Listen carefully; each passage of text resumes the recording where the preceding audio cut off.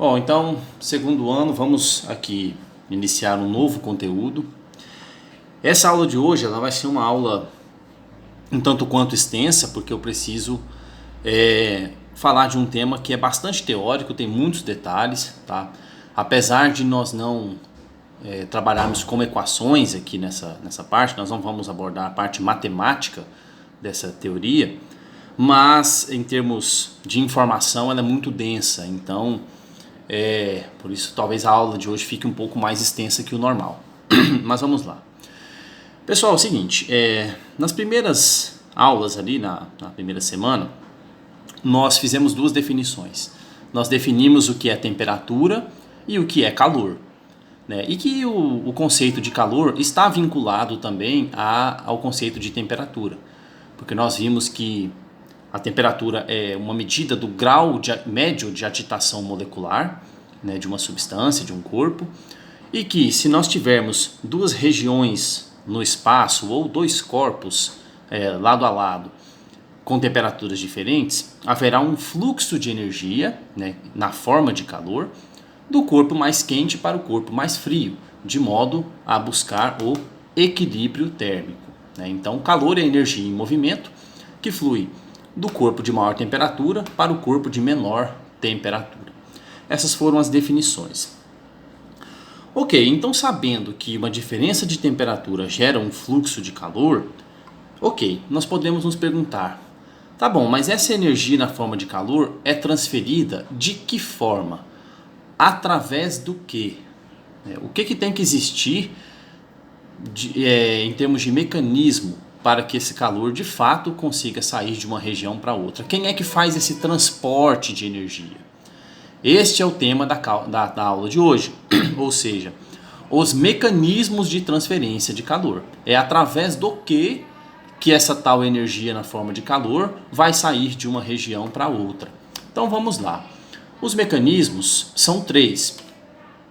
Nós temos a transferência de calor por condução, por convecção e por irradiação ou também radiação térmica. Esses três mecanismos têm algumas semelhanças e algumas diferenças entre eles, tá? E em situações reais, eles ocorrem os três ao mesmo tempo. Grande parte das vezes, os três ocorrem concomitantemente, tá? Mas nós vamos estudá-los de maneira separada para entendermos bem as características de cada um. Então começaremos com o fenômeno da condução, né? A transferência de calor por condução.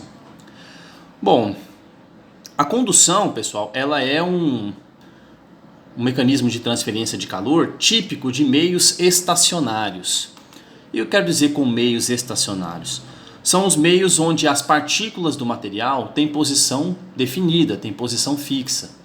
Ou seja, um sólido, por exemplo, como essa barra metálica, é um meio estacionário, tá? Porque as partículas desse material têm suas posições bem definidas, ele é um corpo rígido, tá?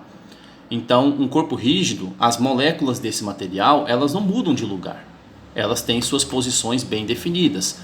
Então, os átomos e as moléculas dessa extremidade continuam aqui, os átomos do meio da barra não vão sair daqui e os átomos e moléculas da outra extremidade também não saem dali. Isso é um meio estacionário, tá?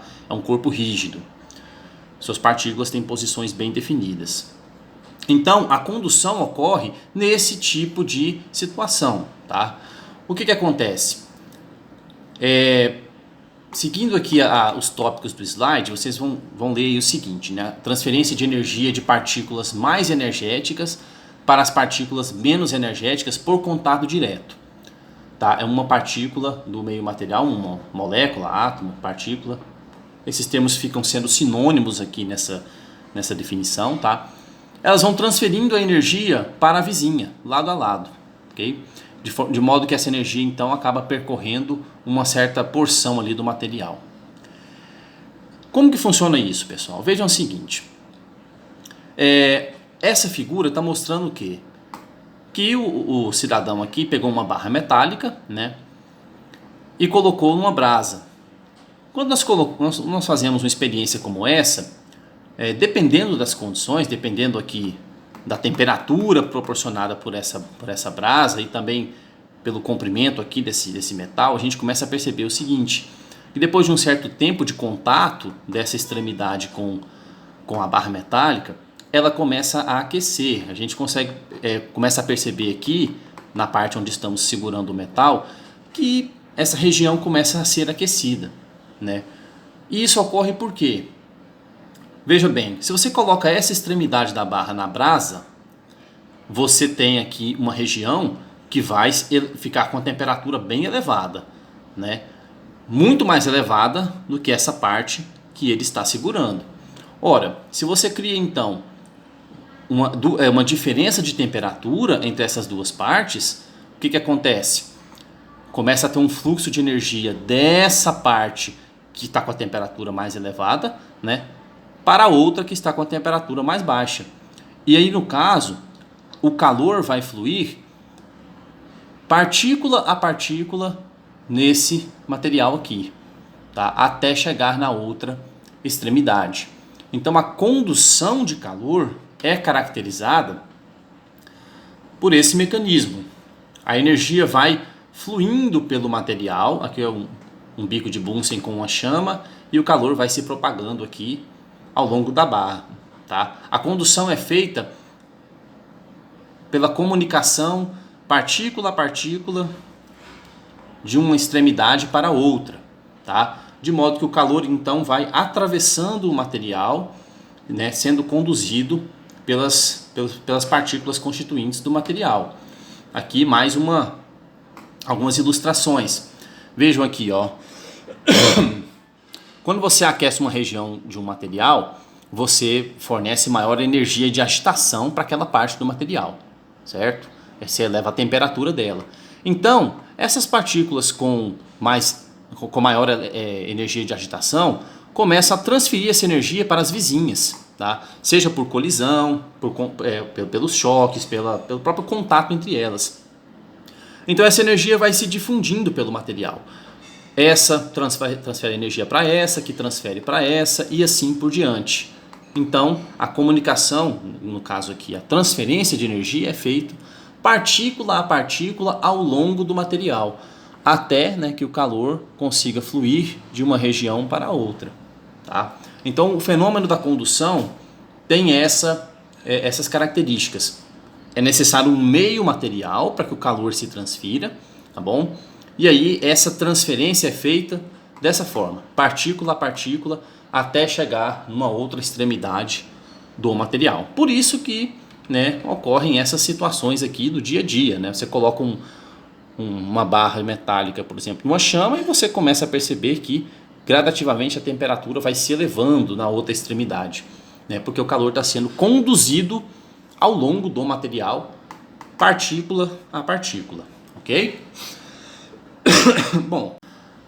Bom, pessoal, existe um tratamento matemático, né, que aborda aspectos quantitativos da condução de calor, que é dado por esta equação da lei de Fourier, tá bom? Na lei de Fourier, a gente percebe que tanto a área de fluxo, né, a área que o calor tem para poder se propagar, e o comprimento do condutor, né, que no caso seria o comprimento, por exemplo, da barra metálica que está fazendo o papel de condutor de calor, influenciam. A diferença de temperatura também influencia. Quanto maior for esse extremo de temperatura, maior tende a ser o fluxo. Então tem alguns parâmetros que influenciam, né, no aspecto quantitativo da transferência de calor por condução, mas que nós não vamos focar tanto neles. O que eu quero focar com vocês é isso aqui, ó, esse K. Porque além de parâmetros geométricos como a área de fluxo e o comprimento do condutor, além da diferença de temperatura entre os extremos, tem um parâmetro muito importante que influencia, que é a condutividade térmica, tá? Em física, pessoal, é muito comum que nas equações nós tenhamos um parâmetro característico de cada tipo de material. Então tem várias grandezas físicas que um tipo de material é melhor do que outro, porque é característica do próprio material, tá? Então, esses parâmetros físicos estarão sempre presentes e no caso de condução de calor, o parâmetro aqui que nós vamos investigar é a condutividade térmica dos materiais, tá? Porque, por exemplo, uma parede como essa aqui, ela pode ter exatamente as mesmas dimensões. Por exemplo, se você compara uma parede de de tijolo comum, né, que é o tijolo totalmente preenchido, e de tijolo furado, por exemplo. O tijolo preenchido e o tijolo furado têm condutividades diferentes, tá? Se você tem uma barra de ferro e uma barra de alumínio, só pela diferença entre o ferro e alumínio também vai dar uma diferença de condutividade térmica, tá? Os materiais formados por elementos diferentes têm propriedades diferentes. E no caso da condutividade térmica, é interessante analisar o seguinte. Vamos comparar aqui alguns materiais. Quanto mais alto for esse coeficiente de condutividade térmica, o material é um melhor condutor de calor, tá? Então, analisem esses dados aqui dessa tabela para vocês verem.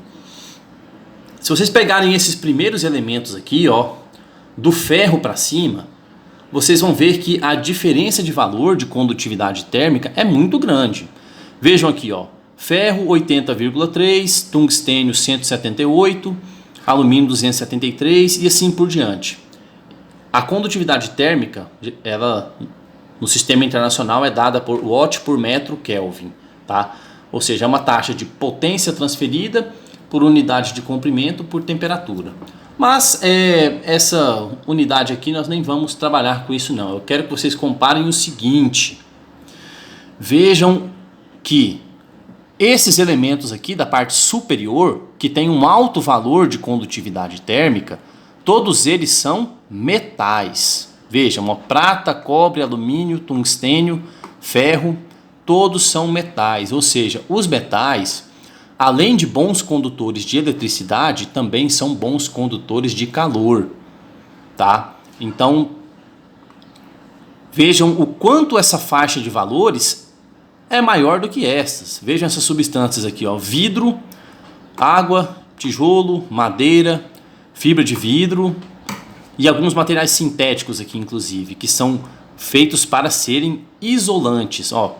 Espuma de poliestireno, polipropileno, espuma de poliuretano. Comparem essa faixa de valor. Tudo aqui está menor do que 1. 0,72, 0,61, 0,4, 0,046. Ou seja, todos esses materiais aqui são péssimos condutores de calor. Ou seja, eles serão bons isolantes térmicos, tá? Então, quando se fala em transferência de calor por condução, nós vamos acabar caindo nessa propriedade, a condutividade térmica dos materiais, tá? Quem tem condutividade térmica alta tende a ser um bom condutor de calor. Quem tem condutividade térmica baixa é um mau condutor de calor. E aí, no caso, as aplicações desses materiais aqui que são péssimos condutores, eles serão bons isolantes. Então tem sempre essa dualidade. Quem é um bom condutor é um péssimo isolante. Quem é um bom isolante é um péssimo condutor, tá? Depende da aplicação que você precisar.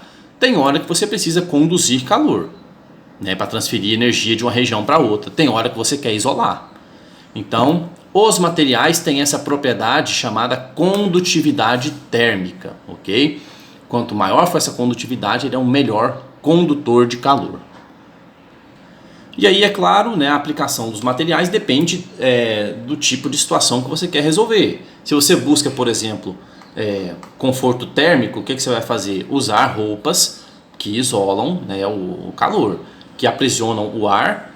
Por exemplo, você fica debaixo da coberta, você bota uma blusa de manga longa. O objetivo ali é, basicamente, aprisionar o ar. É uma roupa com um pouco mais de espessura, então ela vai ser uma boa isolante de calor, né? Aqui tem uma curiosidade, né, a respeito dos iglus, que são usados lá pelos esquimós para construir suas habitações.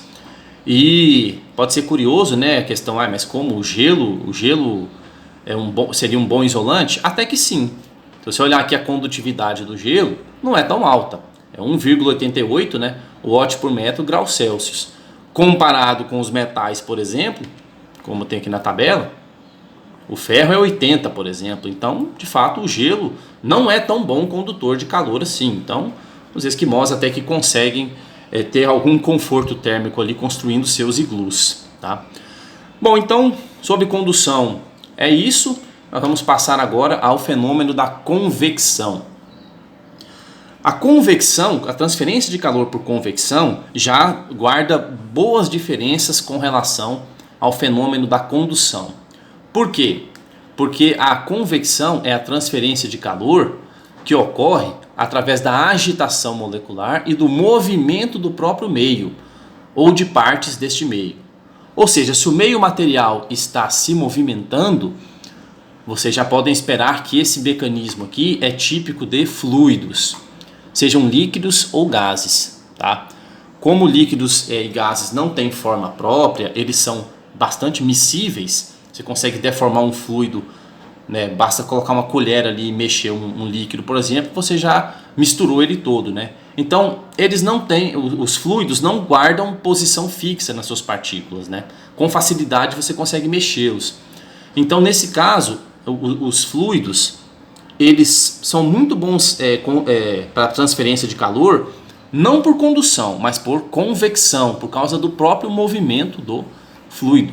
Aqui, ao contrário do fenômeno da condução, onde você tinha um meio estacionário e a energia era transferida partícula a partícula, aqui não. Aqui é o próprio movimento das massas de fluido ou de gases é que transfere o calor, tá? É transferência de calor por transferência de massa, pelo movimento do meio.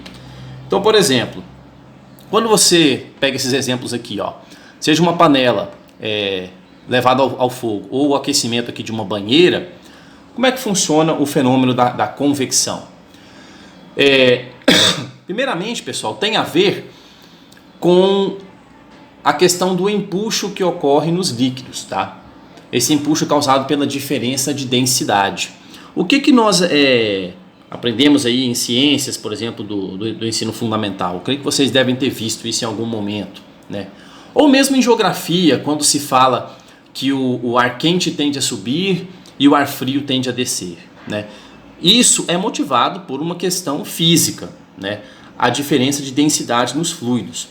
Se você tem um fluido mais denso, ele tende a ocupar as partes mais baixas, e os fluidos menos densos vão para a superfície, tá? Devido às forças de empuxo provocadas pelos líquidos. Então, pessoal, veja, se o fluido mais frio tende a descer, porque ele é mais denso, e o fluido mais quente tende a subir, porque ele é menos denso, o que vai ocorrer aqui nessa panela, por exemplo? Olha, se a chama atua nessa parte baixa aqui, que está em contato com a chama, né? Por condução, ela vai aquecer essa parte de líquido aqui na parte baixa da panela, ok? Ao aquecer, essa parte inferior, essa camada de líquido inferior, se ela foi aquecida, ela se torna menos densa, né? Ela tende a se expandir e se torna menos densa. Se ela se torna menos densa do que a parte de cima, o que vai acontecer? Ela vai subir e a parte de cima vai descer. Aí a parte de cima desceu, ela momentaneamente é mais densa, mas a partir do momento que ela se aquecer, aí é ela que vai se tornar menos densa, é ela que vai se expandir, né, e se tornar menos densa, então ela vai querer subir, e aí ela joga a camada aqui de cima de novo para baixo. Ou seja, o calor é transferido de uma região para outra pelo movimento do próprio fluido, tá? Causado, né, por essa diferença de densidade. Quando um líquido se torna mais quente, ele se expande e tende a subir. Quando ele se resfria, ele se torna mais denso e tende a descer. Então isso é o fenômeno da convecção natural, tá? A transferência de calor por convecção é então marcada pelo transporte de matéria mesmo, o movimento do próprio fluido que vai de uma região para outra e leva a energia consigo, tá? Então, este fenômeno, que também ocorre aqui na banheira, é o que nós chamamos de convecção natural, tá? Natural por quê? Porque não tem nenhuma força externa atuando, é apenas a diferença de densidade no fluido que se cria aqui e causa a inversão, né, do mais frio descer e o mais quente subir. Essa é chamada convecção natural. E por que chama convecção natural? Porque também tem a convecção forçada.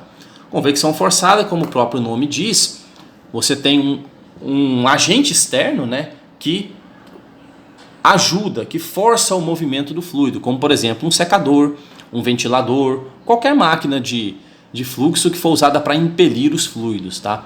Então aí você cria uma convecção forçada, né? É por isso que a gente usa ventiladores, né, para ajudar a circular o ar, e assim a gente consegue forçar essa troca entre as camadas mais quentes e mais frias, tá?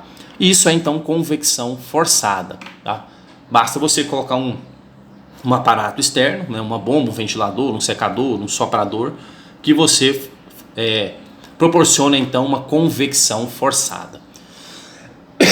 Bom, vamos ver aqui algumas situações onde a convecção está presente no nosso dia a dia. Aqui é um exemplo clássico, né, da inversão térmica que ocorre nas camadas da atmosfera, onde de dia você tem o movimento das massas de ar é invertido, né, o ar frio desce, o ar quente sobe, e de noite você tem a inversão, né, o ar quente sobe e o ar frio desce. Mas a principal aplicação que eu quero falar aqui para vocês, que eu quero enfatizar, é a do ar-condicionado. Essa sim, vou dar mais destaque a ela. Vejam, pessoal, por que o ar-condicionado é instalado na parte de cima e nunca na parte de baixo? Por quê? Porque quando a gente instala na parte de cima, nós aproveitamos melhor esse fenômeno da convecção. Veja bem, o ar-condicionado, ele vai, por exemplo, vamos supor que ele consiga aqui captar uma camada de ar que está aqui acima, né, logo na entrada dele. Então ele pega essa camada de ar, retira calor dela, manda calor para fora da sala, ok? Então ele devolve aqui na parte de cima uma camada de ar mais fria, né? E ele devolveu essa camada aqui na parte de cima. Ora, se esse ar resfriado mais denso está na parte de cima, o que ele vai fazer? Pelas forças de empuxo, né, diferença de densidade, ele vai tender a descer e deslocar o ar quente para o lugar dele. Então, beleza, o ar frio, né, refrigerado, veio aqui para a parte de baixo. Então já tem uma troca térmica aqui, né, porque o ar quente já saiu daqui. E o ar quente vindo aqui para cima, aí beleza, o ar-condicionado atua sobre ele, né, remove calor dele, manda para fora. Aí agora, esse ar que foi agora refrigerado aqui, é o que está mais frio. O que foi aqui para baixo já se aqueceu, né, em contato com o ambiente. Então agora essa massa de ar que vai descer, e a que estava aqui, que no caso é a mais quente, então sobe novamente. Então quando o ar-condicionado é instalado aqui em cima, você cria esse movimento aqui, ó, de convecção. O ar frio desce, o ar quente sobe. Se o ar quente subiu, ele vai ser refrigerado. Agora ele é o frio e ele vai descer novamente. Então você proporciona isso aqui, sem precisar de nenhum ventilador, de nenhuma máquina para ajudar. Porque se você instala o ar-condicionado embaixo, você refrigera a camada baixa. Se o ar frio já está aqui embaixo, ele não tem por que sair daqui. Então você não aproveita a convecção natural, porque você já está devolvendo o ar frio aqui embaixo, ele não tem motivo para sair daqui. Ele já é o mais frio, o ar quente estaria aqui em cima, então não teria motivo. Por isso o ar-condicionado é instalado em cima, porque ele refrigera essa parte, aí ela tende a descer e joga o ar quente para cá e o ciclo se repete. Ok? Então, uma das principais aplicações que nós temos no dia a dia com o fenômeno da convecção é em ar-condicionado e nas geladeiras também, né? Por isso que normalmente o freezer as geladeiras que são compartimento único, que não tem freezer separado, por exemplo, o freezer é na parte de cima, tá? Para não precisar de ter nenhum ventiladorzinho lá dentro para forçar a convecção, porque o freezer sendo na parte de cima, ele já resfria a camada superior de ar e aí o ar tende a descer dentro da geladeira também, tá bom? Bom, então, passando para o próximo mecanismo, que é o de irradiação.